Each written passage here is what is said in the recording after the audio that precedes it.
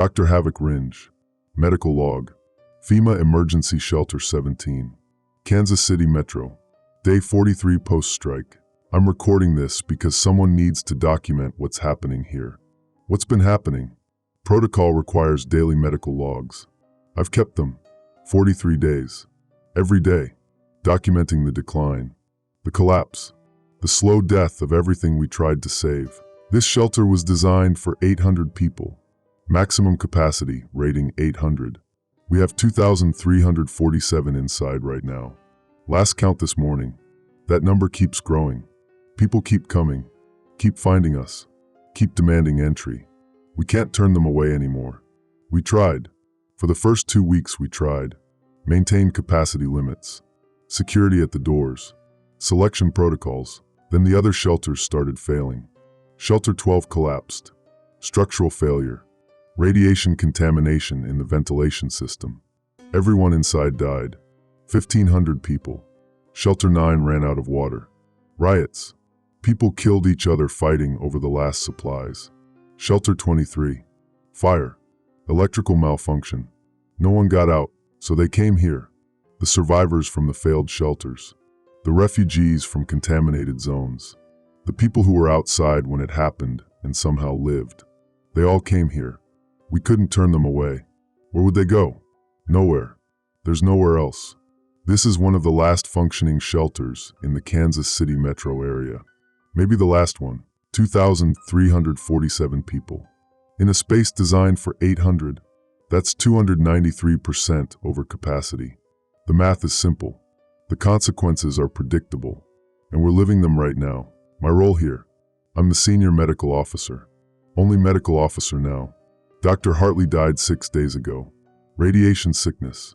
He was outside during the initial strikes. Got exposed. Tried to keep working. Made it 40 days before the symptoms became terminal. Dr. Valdez left 11 days ago. Just walked out. Said she couldn't do this anymore.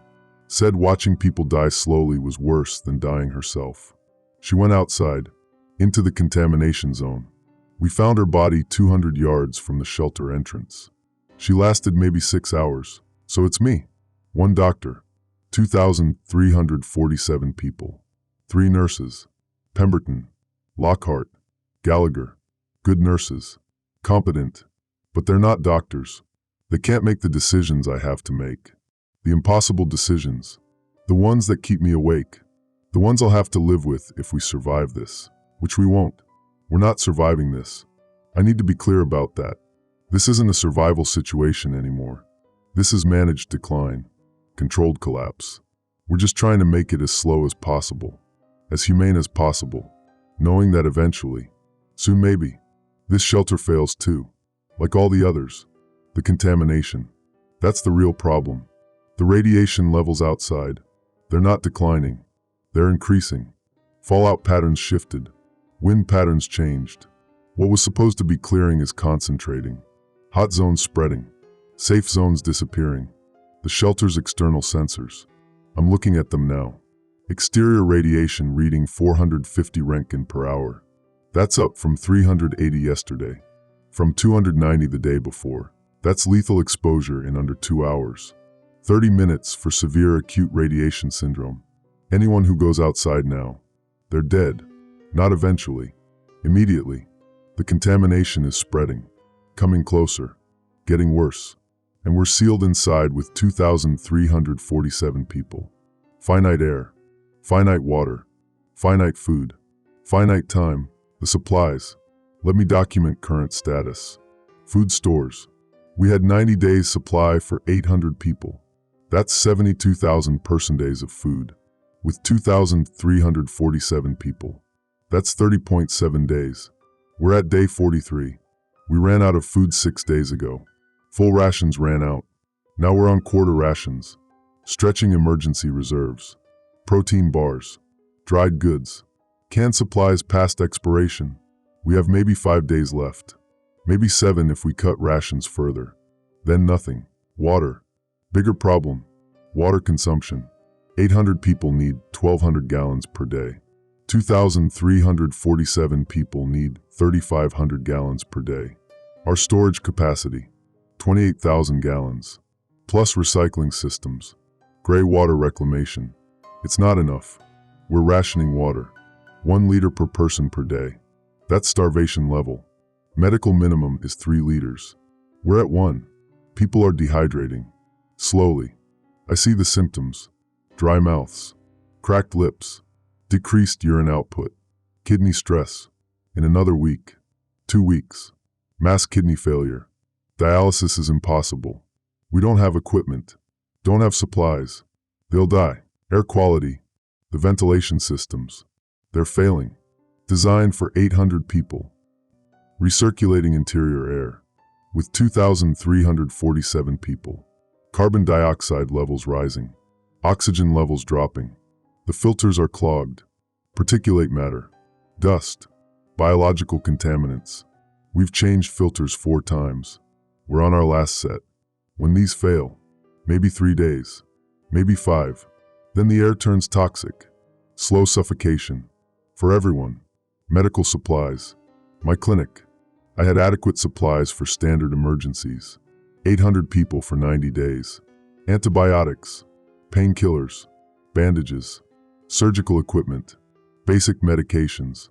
I've used 80% of supplies in 43 days. Treating 2,347 people. Radiation sickness. Wounds. Infections. Diseases spreading in overcrowded conditions. I'm out of most antibiotics. Low on painkillers. No surgical anesthetics. When someone needs surgery now, I have to operate with local anesthetic only. Or nothing. I did an appendectomy yesterday. Patient conscious. Screaming. No choice. Appendix had ruptured. Surgery or death. She survived. Barely. The trauma. Psychological and physical. She's in shock. Might not recover mentally even if she survives physically. This is what we've become. This is what survival looks like 43 days after nuclear war. I'm recording this for the medical record. For documentation. For whoever might find these logs someday. If anyone survives to find them. If there's anyone left to care. My family. I should mention them. My wife. Iris. She was in downtown Kansas City when the strike hit. Working. Office building. 20th floor. The blast radius. She's gone. I know she's gone. The downtown area. No survivors from ground zero. I accepted that. Day 1. Day 2. By day 3 I stopped hoping. She's gone. My son. Callum. He was at school. Elementary school. Northland District. Outside primary blast radius. Maybe 15 miles from ground zero. The school had a shelter protocol. Basement. I told myself he made it. He got to the basement. He survived. For the first week I believed that. Then the casualty reports came in. Schools in that radius. 30 to 40% survival rate. Maybe. If shelters held. If teachers got everyone down. If the building didn't collapse. 30 to 40%. That means 60 to 70% dead. Callum's probably dead. Probably. I don't know. I'll never know. The Northland District. It's in a hot zone now. 400 plus Röntgen per hour. No one can get there. No one can search. No one can confirm. He's probably dead. Or he's alive and trapped. Alone. Scared. Dying slowly. I don't know which is worse. The not knowing. That's what destroys you. So I keep working. Keep treating patients. Keep documenting. Keep making impossible decisions. Because what else is there? Stop working and sit with the grief. Sit with the knowledge that my family is probably dead, and I'm alive in this shelter watching 2,347 people die slowly. That's worse. Working is better. Working keeps me functional. But I'm not sure how much longer I can keep doing this. The situation today. Why I'm making this log entry. Why this specific day matters. The contamination reached the shelter's outer perimeter. The radiation sensors. Zone 1 sensors. Those are the exterior sensors. 50 yards from the shelter entrance. They went into alarm status this morning. 600 Röntgen per hour. That's up from 450 yesterday. 150 Röntgen increase in 24 hours. At that rate, the shelter entrance will be in lethal radiation zone within 48 hours. Within 2 days, we won't be able to open the outer doors. Not even for emergencies. Not even for supplies. Not even for refugees. Will be completely sealed. Entombed. 2,347 people. Sealed inside. With 5 days of food. Failing air. Limited water. And people keep coming. Keep arriving at the doors. Begging for entry. Refugees from contaminated zones. Families. Children. They're dying out there. Radiation exposure. Starvation. Injuries. They come here because we're the last hope. The last functioning shelter. And we have to decide. Let them in. Add to overcrowding. Accelerate our collapse. Or turn them away. Send them back outside to die. Those are the options. Both terrible. This morning, 3 families arrived.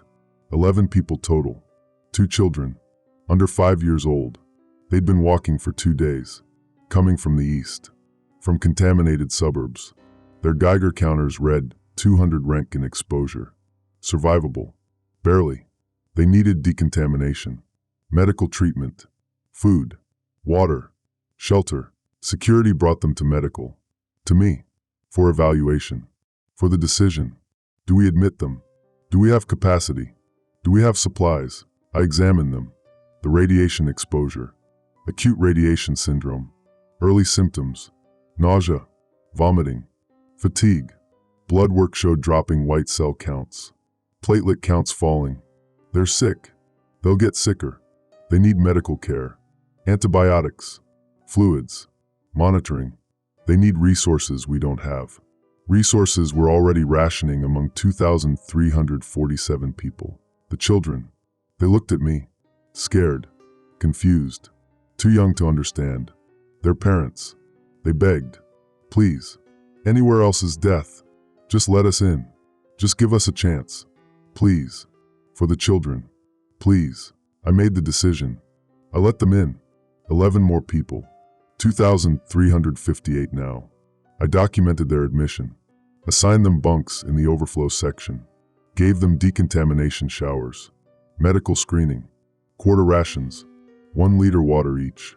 Standard protocol. But I know what I did. I shortened everyone's survival time.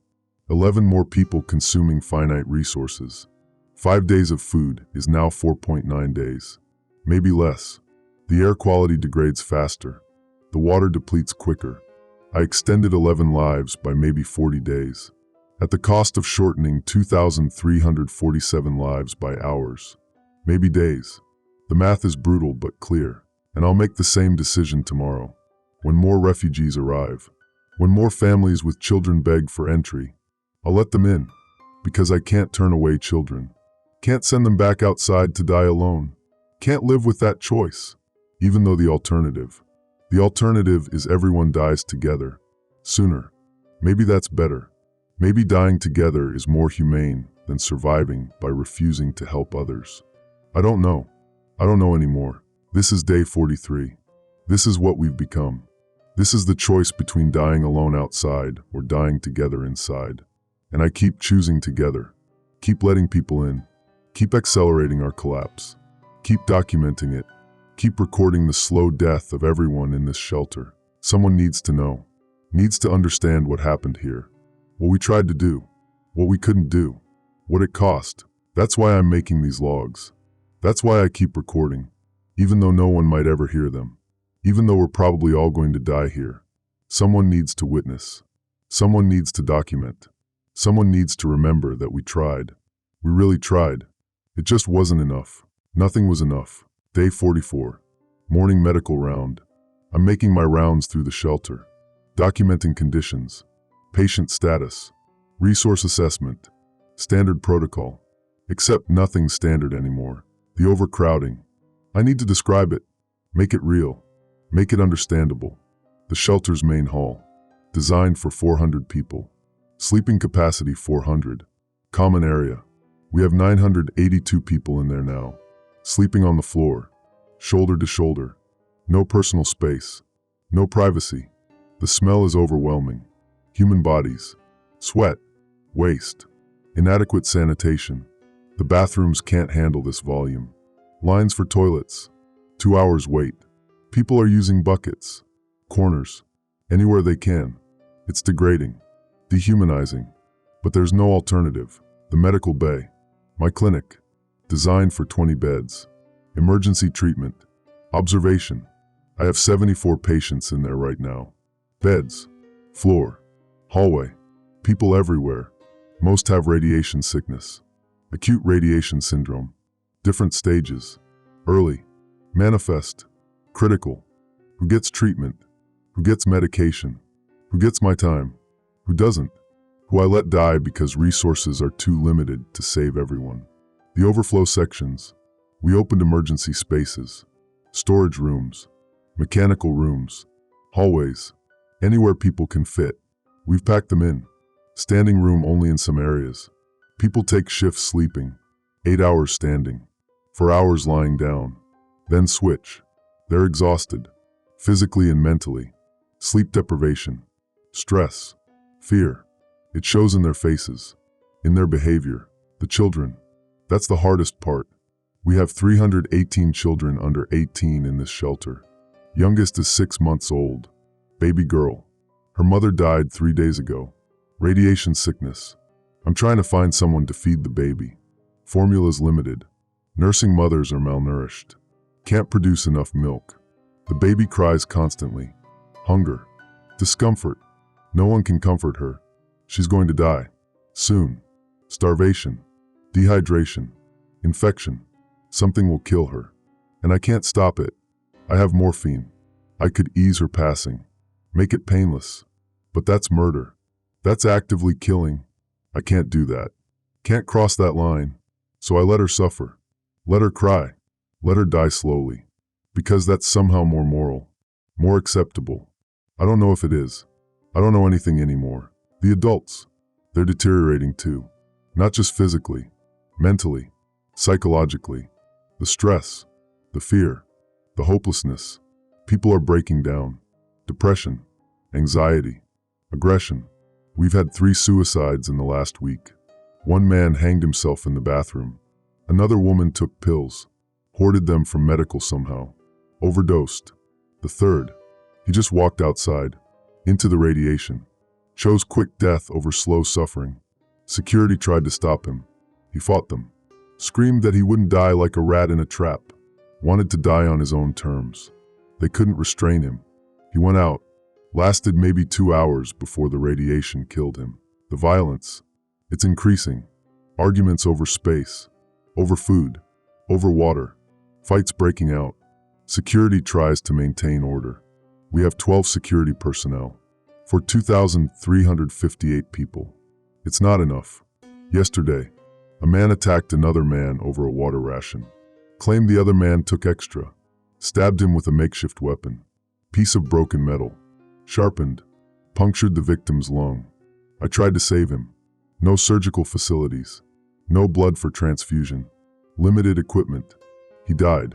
Bled out in medical bay. The attacker. Security confined him. We don't have a jail. No holding cells. They locked him in a storage closet. He's still there. We don't know what to do with him. Trial. Punishment. Execution. We don't have systems for this. Don't have justice anymore. Just survival. Just trying to prevent more violence. Trying and failing. The disease. With this many people. This close together. Inadequate sanitation.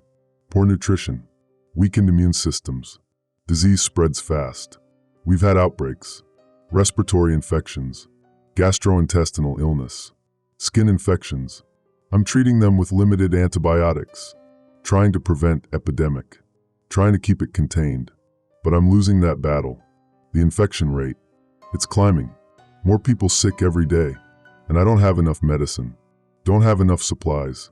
I'm making choices. Who gets antibiotics? Who doesn't? Who I try to save? Who I let the infection take? That's my job now. Choosing who lives. Choosing who dies. Playing God with inadequate information and no good options. This morning, I had to make another impossible choice. The one I've been dreading. The one I knew was coming. A family. The Thorntons. They've been here since day 5. Mother. Father. 2 sons. Ages 7 and 9. Good family. Kind people. They've helped others. Shared rations. Comforted children.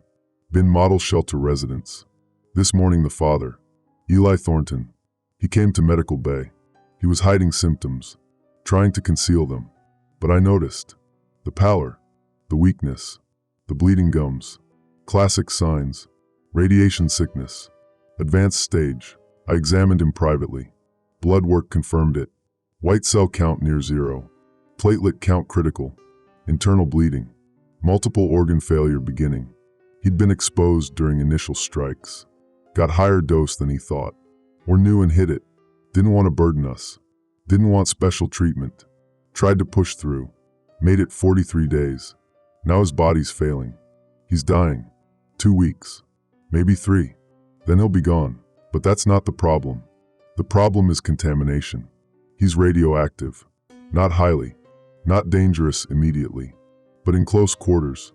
Over time. Living next to him. Sleeping near him. His family. Other residents. They're getting low-level exposure. Cumulative.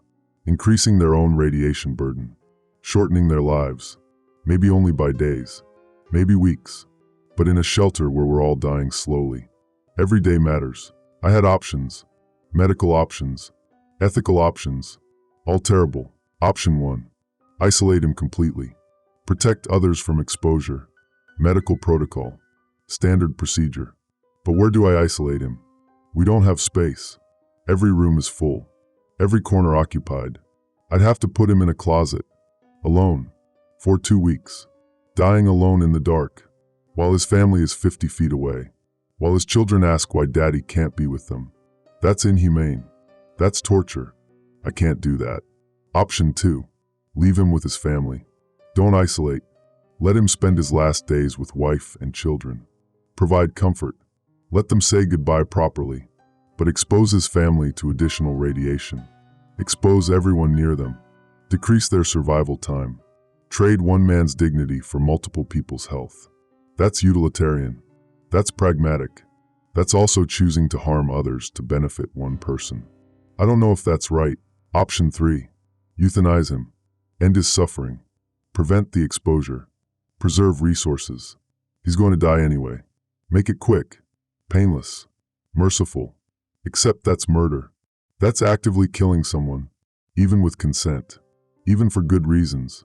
That crosses a line. A line I don't know if I can cross. A line I don't know if I should cross. I talked to Eli. Explained the situation. The contamination. The exposure risk. The limited options. Asked him what he wanted. What he thought was right. He didn't hesitate. He said option 2. Stay with his family. Don't isolate. Whatever time he has left. He wants it with his wife and children. Wants to hold them. Talk to them. Say goodbye properly. He understands the exposure risk. Accepts it. Says his family accepts it too. A few extra days together is worth the radiation burden. Worth the shortened survival time. They choose love over longevity. They choose together. I made the decision. I approved option 2. I let him stay with his family. I'm documenting this choice. I'm accepting responsibility for the consequences. His family will get additional radiation exposure. Maybe 20 Roentgen total over 2 weeks. That might reduce their life expectancy by a month. Maybe 2. In a situation where we're all probably dying in weeks anyway. Is that worse than forcing a dying man to spend his last days alone in a closet? I don't think so. I hope not. But I don't know. I won't know. I'll never know if I made the right choice. I just know I made a choice. And I'll have to live with it. However long I live. However long any of us live. That's what medical care has become here. Not healing. Not curing. Just managing death. Making it slower. Making it less painful. Making impossible choices about who suffers and how much and for how long. After the Thornton decision. After making that call, I needed to assess our supply situation. Needed to face the reality of our timeline. Needed to calculate how long we have left. Food inventory. I went to the supply room. Counted everything personally. Protein bars. 78 cases. 12 bars per case. 936 bars. Canned goods. Mixed vegetables. Beans. Fruit. 218 cans. Dried goods. Rice. Oatmeal. Maybe 60 pounds total. Powdered milk. 6 containers. Multivitamins. For bottles. That's everything. That's all the food left in this shelter for 2,358 people. I did the math. 936 protein bars, 218 cans, 60 pounds dried goods. That's roughly 2,100 meals. Quarter rations, 2,358 people. That's 0.89 meals per person. Not quite one meal each. Total. Then nothing. We have less than 1 day of food left. 1 day. After that, starvation. Slow. Agonizing. 2,500 people starving to death together. Locked in this shelter. Unable to escape. Unable to find food. Just waiting to die of hunger. Water situation. Check the tanks. 19,000 gallons remaining. Sounds like a lot. It's not. 2,358 people. 1 liter per person per day. That's 624 gallons per day. 19,000 divided by 624. 30.4 days of water. At current consumption. At starvation rations. If we cut further. Half liter per day. 60 days. But at half liter. Severe dehydration. Kidney failure. Death from dehydration before starvation. The math doesn't matter. Either way we're dying. Just choosing how. Medical supplies. Inventoried the clinic. Antibiotics. 12 doses remaining. Mixed types. Painkillers. 43 pills. Various strengths. Bandages. Limited. Antiseptic. 1 bottle. Surgical supplies. Minimum. For fluids. None. Blood products. None. Vaccines. None. Insulin. None. We have diabetics in the shelter. 6 people. Requiring daily insulin. We've been rationing it. Cutting doses. Stretching supply. We ran out yesterday. Those 6 people. They're going to die. Diabetic ketoacidosis. Within days. Without insulin. There's nothing I can do. Nothing. I'm watching 6 people die of a completely treatable condition because we don't have the medicine. Because supply chains collapsed. Because civilization ended. That's the calculation. That's the timeline. 1 day of food. 30 days of water at minimum. 6 people dying this week from lack of insulin. 20 to 30 people dying weekly from radiation sickness. Unknown number dying from disease. From violence. From despair. And the contamination outside increasing. Radiation levels rising. Sealing us in. Making escape impossible even if we wanted to try. We're dead. All of us. It's just a question of when. How long until the last person dies? How much suffering between now and then? I'm documenting this. I'm recording the numbers. The timeline. The reality. Because someone needs to know. Needs to understand what happened to FEMA Shelter 17.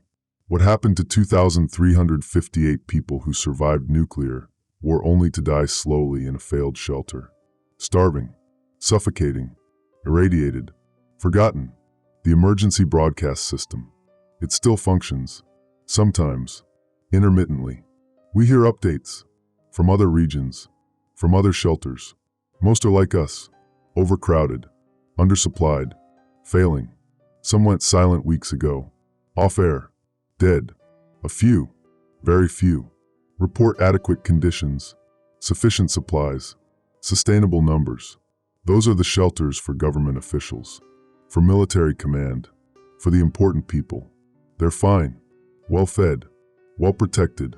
Secure. The rest of us. The civilians. The ordinary people. We got the overcrowded death traps. The shelters that couldn't handle the actual emergency.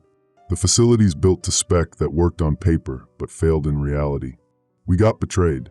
By planners who underestimated. By officials who lied about capacity. By systems that prioritized some lives over others. And now we're dying. While they broadcast reassurances. While they promise rescue that never comes. While they lie and we die. I'm not angry anymore. Was angry. First 2 weeks. Rage at the government. At FEMA. At whoever designed these inadequate shelters. At whoever started the war. At everyone responsible. But the rage faded. Replaced by exhaustion. By numb acceptance. By the understanding that anger doesn't matter. Doesn't change anything. Doesn't save anyone. It just burns energy I don't have. Emotion I can't afford. So I keep working. Keep making rounds. Keep treating patients. Keep making impossible choices. Keep documenting. Keep recording. Keep witnessing the slow collapse. Until I can't anymore. Until the supplies run out completely. Until the shelter fails catastrophically. Until I die too. However that happens. Whenever it happens, this is day 44. This is the reality. This is what survival looks like now. And tomorrow will be worse. Day 45. Early morning. 3 a.m. Emergency situation. I was woken by security. There's a problem at the shelter entrance. Major problem. Life-threatening. I need to come immediately. I'm getting dressed. Grabbing medical kit. Following security officer Ashford through the corridors. People sleeping in hallways. Stepping over bodies. Everyone's too exhausted to wake. Too depleted to care about commotion. Ashford's explaining as we walk. The situation. Refugees arrived at the outer doors. Large group. Maybe 30 people. Mostly families. Children. They're begging for entry. Demanding shelter. But here's the problem. The radiation alarms are sounding. The exterior sensors. They're reading 750 Roentgen per hour at the entrance. Up from 600 yesterday. The contamination reached the outer doors. The entrance is now in lethal radiation zone. Opening the doors means contaminating the shelter. Letting in radioactive particles. Compromising our air filtration. Exposing everyone inside. But closing the doors means those refugees die outside. Radiation exposure. Within hours. Within minutes. They're dying right now. While we decide what to do. We reach the entrance area. The outer vestibule. Security team is there. 6 officers. They're arguing. Shouting. The intercom system. Voices from outside coming through. Refugees. Screaming. Begging. Children crying. Adults pleading. Please. Let us in. We'll die out here. Please. For the children. Please. The security chief. Merrick. He's trying to maintain order. Trying to make a decision. But he can't. This isn't security decision. This is medical decision. Contamination risk. Exposure assessment. He needs a doctor. He needs me. To tell him what's safe. What's possible. What we can do. I'm looking at the control panel. The external sensors. Reading the data. Radiation levels. 750 Roentgen per hour. Particulate contamination. Extremely high.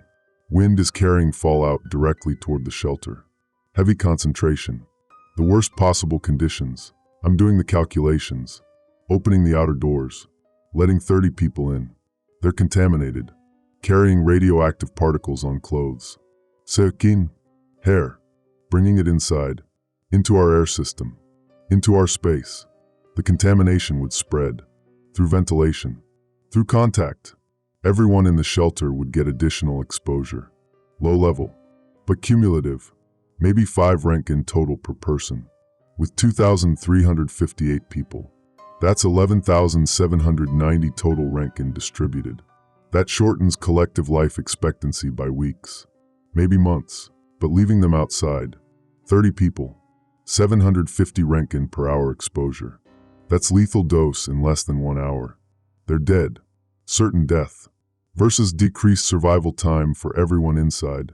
Certain versus uncertain. Dead versus damaged. I'm explaining this to Merrick. To the security team. The options. The calculations. The consequences. They're listening. Faces grim. No one wants to make this choice. Everyone understands what it means. The intercom. The voices. They're getting desperate. More frantic. Please. We're dying. The children. They're getting sick. Vomiting. Bleeding. Please. Just let us in. Just open the doors. Please. One of the security officers. Gallagher. He's saying we have to let them in. We can't leave children outside to die. Can't live with that. Can't be that kind of people. Whatever the cost inside. Whatever the consequences. Letting children die outside is worse. Worse than anything. Another officer. Pemberton. She's saying we can't. Can't compromise everyone inside for 30 people outside. Can't sacrifice 2,000 for 30. The math is clear. 2,358 people versus 30 people. Save the many. That's the only moral choice.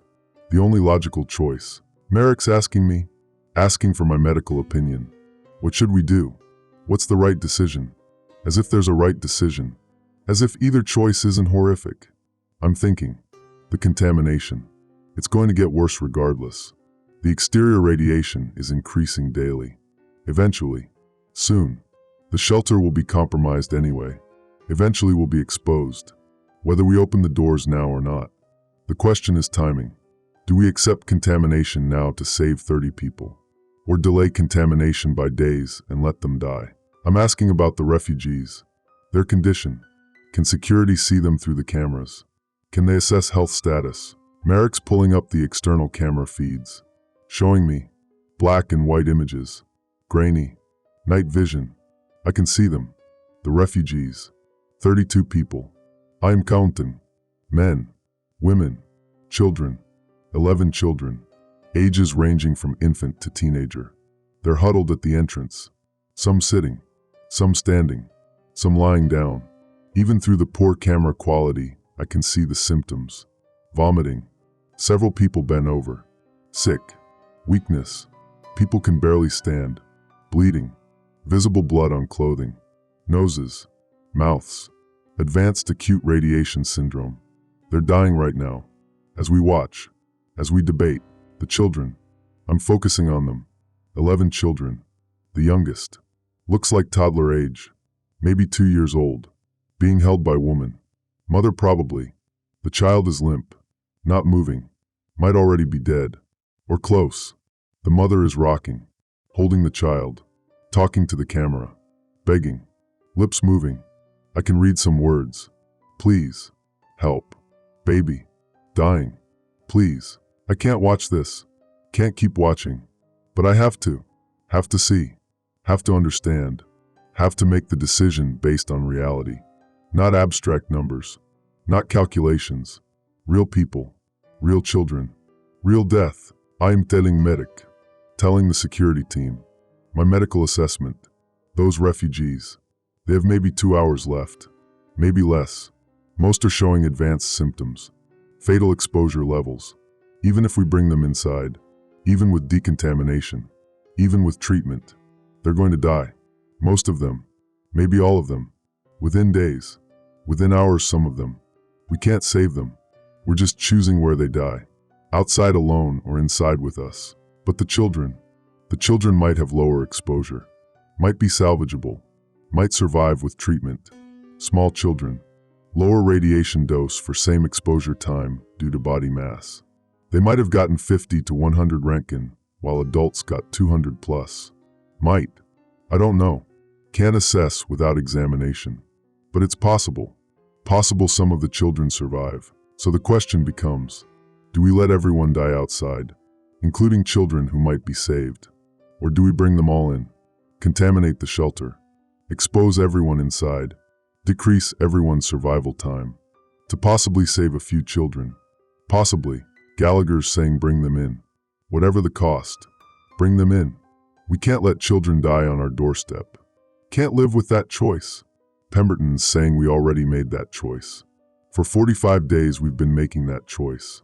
Turning people away. Limiting admissions. We turned away hundreds. Why are these 30 different? Because we can see them. Because we can hear them. That doesn't change the math. Doesn't change the consequences. Merrick's not saying anything. Just looking at the screens. Looking at me. Waiting for me to decide. Because he can't. Because this is medical decision. Life and death. My responsibility. My choice. My burden. I'm looking at the screens. At the refugees. At the children. At the mother holding the limp toddler. At the other children vomiting. Sick. Dying. At the adults who are already lost. Already dead. Just haven't stopped breathing yet. I'm thinking about the 2,358 people inside. The ones I'm responsible for. The ones who are already starving. Already dying slowly. Adding contamination makes it faster. Makes it worse. But how much worse? How much does it matter? We're all dying anyway. Everyone in this shelter. Everyone outside. Everyone everywhere. The world ended 45 days ago. We're just living in the aftermath. In the slow death. Does speeding it up by days really matter? Does it? I'm making the decision. I'm saying it out loud. So everyone hears. So it's documented. So I'm accountable. We open the doors. We bring them in. All of them. Adults and children. We decontaminate as best we can. We treat them. We accept the contamination. We accept the consequences. We do it because leaving children to die outside is a line I won't cross. A line I can't cross, even if it's pragmatic, even if it's logical, even if it's better for everyone else. I won't do it. I can't. This is my decision, my responsibility. If the shelter fails faster because of this, if people die sooner because of the contamination, that's on me. I accept that. I'm documenting it. I'm recording it. This was my choice. Merrick's nodding, giving orders to security. Prepare for emergency intake. Get decontamination showers ready. Get medical bay prepared for 32 patients. Get hazmat protocols active. I'm heading to medical bay. Getting ready. Pemberton and Lockhart are already there. I'm explaining the situation. 32 refugees. Severe radiation exposure. Contaminated. We're bringing them in. Need full workup on all of them. Triage. Treatment priorities. Especially the children. Focus on the children. The nurses are preparing. Setting up stations. Getting supplies. What supplies we have. Limited. Inadequate. But something. The intercom. Merrick's voice. They're opening the outer doors. Bringing refugees into decontamination chamber. Starting showers. It'll take 20 minutes. Then they'll bring them to medical. I'm waiting. Preparing mentally. For what I'm about to see. For the symptoms. For the suffering. For the decisions I'll have to make. Who to treat. Who to help. Who to let go. With 32 patients and almost no supplies. I'll have to choose. Have to trio. Have to play God again. 23 minutes later. Security brings them in. The refugees. Decontaminated. Wearing shelter-issued clothing. Clean but soaked. Shivering. Weak. Sick. They're being helped. Carried. Some walking. Barely. Some on stretchers. The children. Being carried by adults. By parents. By strangers. All sick. All suffering. I'm starting triage. Moving quickly. Assessing each patient. Severity. Prognosis. Treatment priority. Making snap judgments. Life and death decisions in seconds. The adults. 12 of them. Showing severe acute radiation syndrome. Phase 3. Manifest illness. Bleeding. Organ failure. Immune collapse. Blood work would show destroyed bone marrow. 0 white cells. Critical platelet counts. They're dying. 1 week. Maybe 2. Nothing I can do. No treatment available. I'm marking them palliative care only. Comfort measures. Pain control. When we have pain medication to give, which we mostly don't, the older children, teenagers, young adults, 8 of them, showing moderate to severe symptoms. Phase 2. Latent phase ending. Manifest illness beginning. They're sick. Very sick. But possibly salvageable. Possibly. With intensive treatment. With antibiotics. With fluids. With medications. Which we don't have. I'm marking them treatment priority. Try to save them. Try. Even knowing the odds. Even knowing the resources aren't there. The young children. 11 of them. Ages infant to 10. Assessing them carefully. Checking vitals. Checking symptoms. Looking for severity indicators. Most are showing mild to moderate symptoms. Nausea. Vomiting. Weakness. But blood in vomit. Blood in stool. That's bad. That's advanced. Some children. 3 of them. No blood. Less severe symptoms. Possible lower exposure. Possible better prognosis. Those 3. I'm marking urgent priority. Highest care level. Do everything possible to save them. Everything. The other 8 children, including the toddler. Severe symptoms. Critical exposure. I'm marking them critical palliative. Comfort care. Keep them comfortable. Let them die with dignity. With their parents holding them. With kindness. That's all I can offer. All I have. The mother with the toddler. She's asking me. Begging. Her baby. Her little girl. Can I save her? Can I do something? Anything. Please. She's only 2 years old. Please. I'm examining the child. The toddler. She's barely conscious. Breathing shallow. Rapid. Pulse weak, thready, temperature elevated, bleeding from nose, from mouth, petechiae covering skin, pinpoint hemorrhages, sign of platelet failure, sign of vascular collapse. This child got massive exposure, 400 Röntgen minimum, maybe more. She's dying, right now, hours left, maybe a day, not more. I'm looking at the mother, trying to find words, trying to explain. But what do I say? Your daughter is dying. There's nothing I can do. We don't have the supplies, don't have the treatment, don't have hope. How do I say that? How do I tell a mother her 2-year-old child is going to die and I'm powerless to stop it? I'm saying it, gently as I can. Your daughter is very sick. She received a very high dose of radiation. Her body is shutting down. I don't have the medical resources to treat her effectively. I'm sorry. I'm so sorry. The best I can do is keep her comfortable, keep her pain-free, let you hold her, be with her. That's all I can offer. The mother's face. I'll never forget it. The hope dying, the understanding dawning, the grief overwhelming. She's collapsing, holding her child, sobbing, screaming. No, no, please. Please save her. Please. There has to be something. Please. My baby. Please. I can't stay. Can't watch. Have to move on. 31 other patients. Other families. Other tragedies. I'm continuing triage. Moving down the line. Assessing. Documenting. Deciding. Who lives. Who dies. Who I try to save. Who I can't. 2 hours later. Triage complete. Results documented. Of 32 refugees. 3 children possibly salvageable. 5 adolescents possibly salvageable. 24 beyond help. 24 people I'm letting die. By choice. By necessity. By lack of resources. 24 people who came to us for help. For hope. For life. And I'm giving them nothing. Just a place to die. Just comfort. Just the knowledge that they won't die alone outside.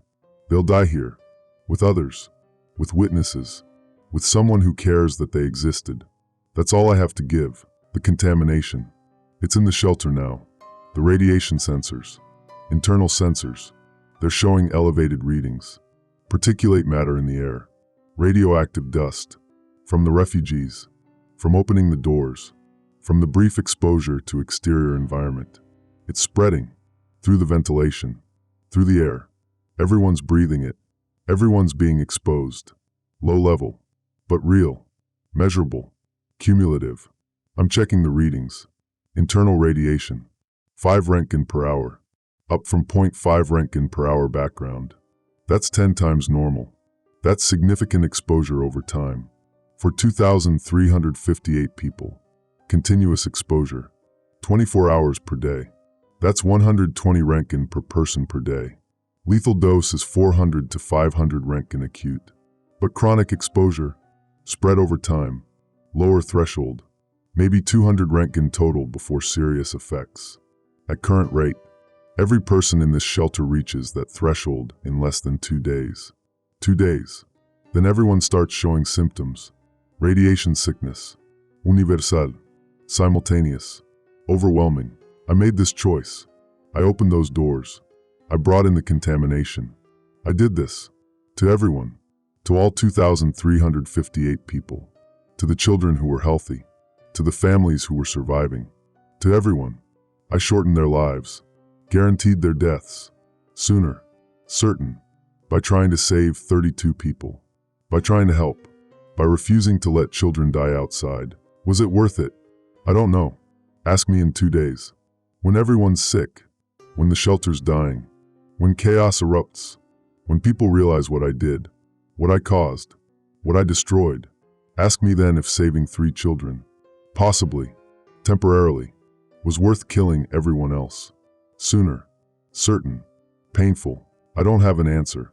Don't know if there is one. Just know I made a choice. A choice I thought was right. A choice that felt human. A choice that might have doomed us all.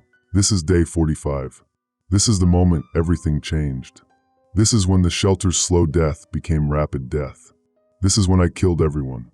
Trying to save someone. Someone needs to know. Needs to understand. This is how it happened. This is why. This is what I did. what I chose, what I caused. This is my confession, my documentation, my responsibility, my failure. Day 47. 72 hours since I opened the doors. 72 hours since the contamination entered. 72 hours since I made the decision that killed everyone. The symptoms are appearing, just like I calculated, just like I predicted, just like I caused. This morning, medical bay overwhelmed. People arriving with complaints. Nausea, vomiting, fatigue, dizziness, weakness. Classic early acute radiation syndrome. Starting, spreading, universal.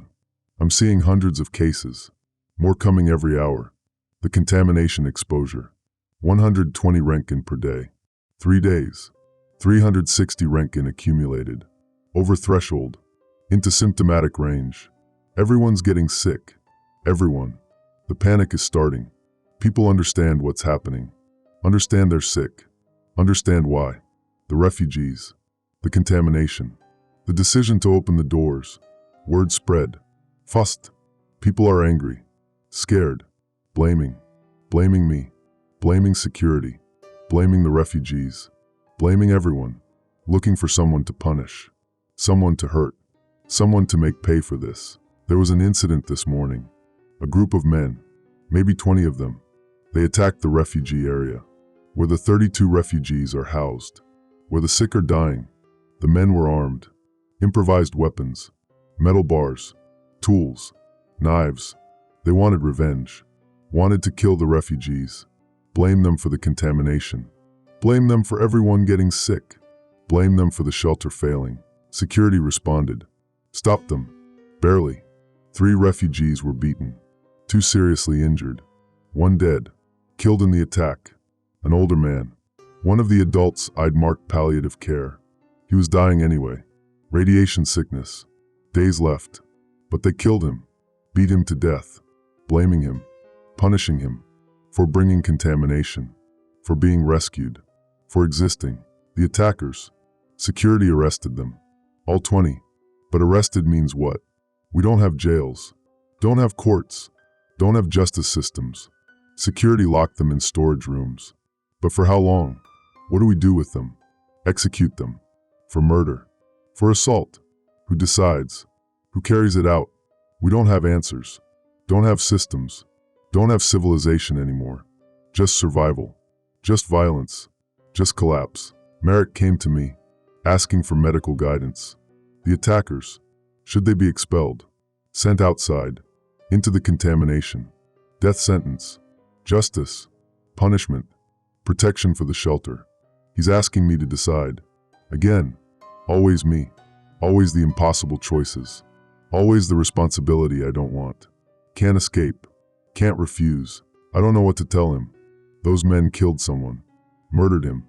Under normal law. Under normal society. That's crime.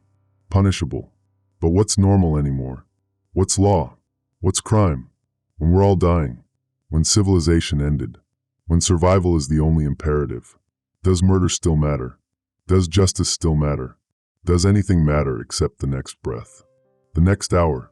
The next day? I told Merrick to keep them locked up. For now. Until we figure out what justice means. What we can do. What we should do. It's not an answer. It's a delay. But that's all I have. Delays. Temporary solution. Kicking decisions forward. Hoping something changes. Knowing nothing will. The food situation. We're out. Completely. The last rations distributed yesterday. Protein bars. Divided among 2,390 people. Current population. 32 refugees added. -3 deaths. New total. That was it. Last food. Now there's nothing. People are hungry. Really hungry. 48 hours since last food. The body can survive weeks without food. Technically. But with radiation sickness. With stress. With overcrowding. Starvation happens faster. Harder. Deadlier. People are getting desperate. Searching storage rooms. Looking for hidden food. Fighting over scraps. Over anything edible. I saw a woman eating cardboard. Chewing it. Swallowing it. Trying to fill her stomach with anything. It won't digest. Won't provide nutrition. But the hunger pain. The desperation makes people try anything. The children, they're suffering most. Children need more food, higher metabolism, growing bodies.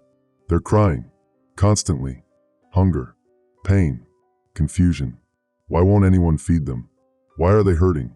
They don't understand, can't understand, just suffer. And we can't help, can't feed them, can't comfort them, can't do anything except watch them starve. Slowly, painfully, while we starve too. The water, we're still rationing, ½ liter per person per day. Severe shortage, but functioning. For now, the tanks, 14,000 gallons remaining. At current rate, 22 days left. But the radiation sickness, the vomiting, the diarrhea. People are dehydrating faster, need more water.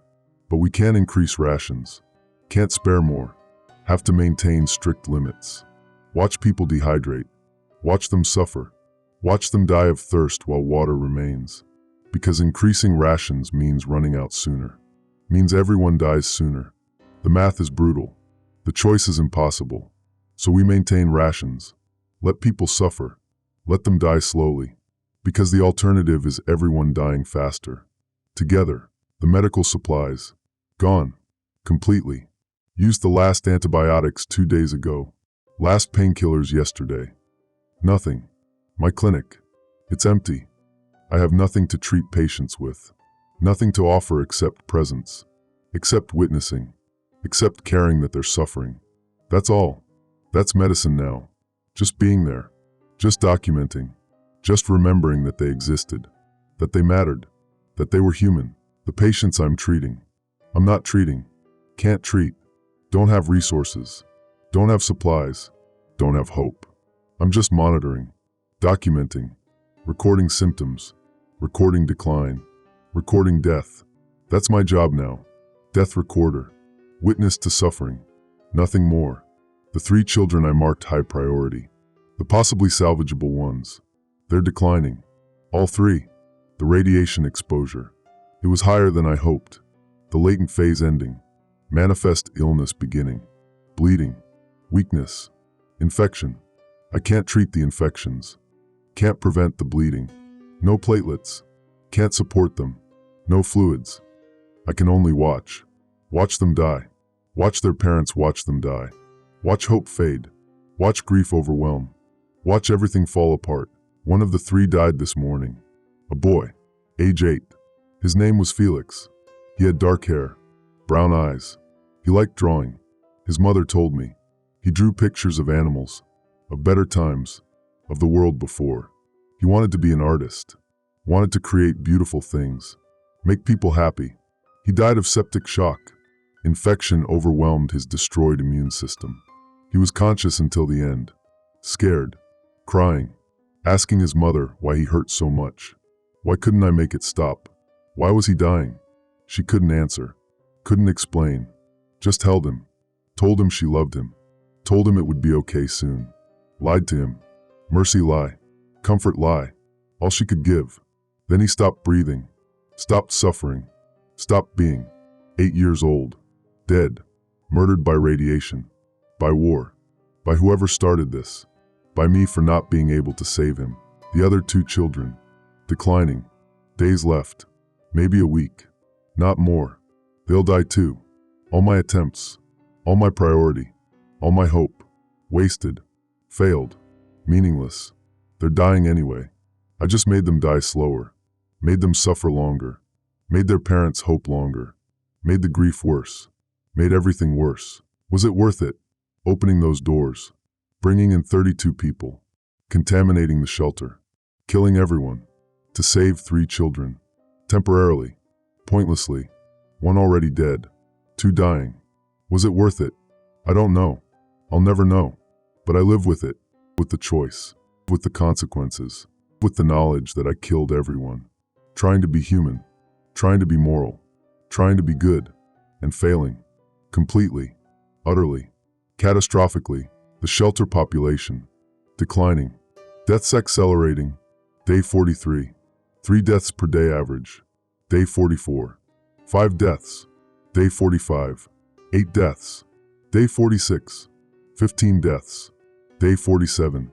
Today, 23 deaths so far. It's only afternoon. More coming.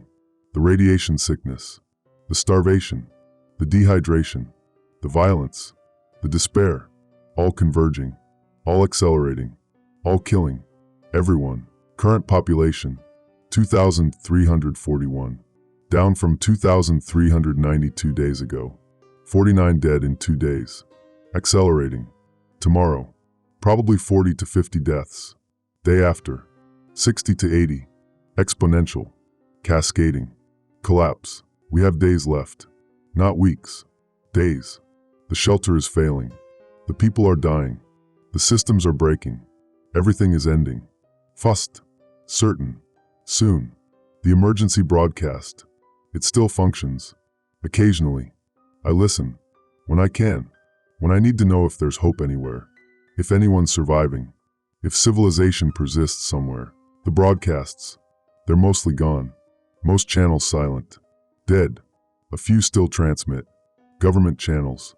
Military channels. They broadcast status updates. Situation reports. Lies. They say recovery is progressing. Infrastructure being restored. Supplies being distributed. Help is coming. Hold on. Stay calm. Trust the authorities. Trust the plan. Trust. It's all lies. All propaganda. No help is coming. No supplies exist. No infrastructure functions. The government, if it still exists, it's in bunkers, deep underground, well supplied, well protected, continuing. While we die, while everyone dies, they continue. They broadcast reassurances. They lie, and we die listening to those lies, believing those lies, hoping those lies are true, knowing they're not. I stopped believing days ago, stopped hoping, stopped trusting. There's no rescue, no recovery, no future. Just this, just dying, just waiting, just suffering, until it ends, until we all end. Other shelters, other broadcasts, civilian channels, ham radio, emergency frequencies. I hear occasional transmissions from other shelters, other survivors, other doctors making logs like this, other people documenting the collapse, the death, the end. They all sound the same. Overcrowded, undersupplied, failing, dying, some already gone, silent, dead, others still transmitting, still hoping, still recording, still witnessing. Like me, we're all doing the same thing, documenting our own deaths, recording the end, leaving evidence, leaving testimony, leaving something, for whoever might find it. If anyone survives, if anyone cares. I don't know if anyone will, don't know if anyone can, but I keep recording, keep documenting, keep making these logs, day after day, patient after patient, death after death, because what else is there? Stop recording and just sit with the grief. Just accept the end. Just wait to die. That's worse. Recording is purpose, is meaning, is something, even if it's pointless, even if no one hears, even if it doesn't matter. It's something, and something is better than nothing, better than surrender, better than despair. Maybe, my family, Iris, Callum, they're dead. I know that now. Accepted it. 47 days. No word, no sign, no hope. They're gone. Dead in the initial strikes, or dead in the aftermath, or dying somewhere I can't reach, can't help, can't save. They're gone, and I'm here. Still alive, still functioning, still working, still failing, still responsible for 2,341 people, none of whom are my family, all of whom are dying, all of whom I can't save, can't help, can't protect. Just watch, just document, just witness, just remember. That's what I am now. Witness, recorder, memory, for people who won't be remembered, for deaths no one will mourn, for suffering no one will acknowledge. I'm here. I'm seeing. I'm recording. I'm documenting. For nothing. For no one. For the void. For the empty future where no one exists to care. But I keep doing it. Keep recording. Keep documenting. Because what else is there? This is day 47. This is what we are now. This is what survival means. dying slowly, suffering together, collapsing gradually, ending inevitably, with witnesses, with documentation, with purpose.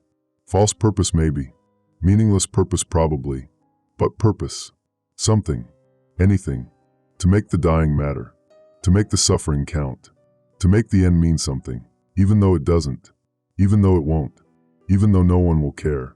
I keep recording, keep documenting, keep witnessing, until I can't, until I die too, until my voice stops, until silence takes everything, until the end comes for me too. Soon, very soon, days, maybe hours, the radiation sickness. I'm showing symptoms now. Nausea, weakness, fatigue, early stage. I got the same exposure as everyone else. Same contamination, same dose, same fate. I'm dying too, just like my patients, just like everyone. Doctor and patients, equal, dying together. That's what radiation does. Doesn't care about credentials, about expertise, about purpose. Kills everyone equally, indiscriminately, inevitably. So I keep working, while I can, while I'm functional, while I'm conscious, recording, documenting, witnessing, making these logs, making this testimony, making this record of FEMA Shelter 17, of 2,341 people, of 47 days, of slow death, of collapse, of end. Someone needs to know. Someone needs to remember. Even if that someone doesn't exist, even if no one survives, even if this recording dissolves in the ruins, even if everything ends, I keep recording, keep documenting, keep witnessing, because it matters, has to matter, must matter. Please let it matter. This is Dr. Havoc Ringe, FEMA Shelter 17, day 47, still here, still recording, still witnessing. Tomorrow, day 48, if I'm alive, if I can, I'll make another log, another entry, another documentation, another witness, same as today, same as yesterday, same as every day, until I can't, until the end, until silence. That's all there is now. Recording, documenting, witnessing, until there's nothing left to witness, nothing left to record, nothing left, nothing. Medical log continues.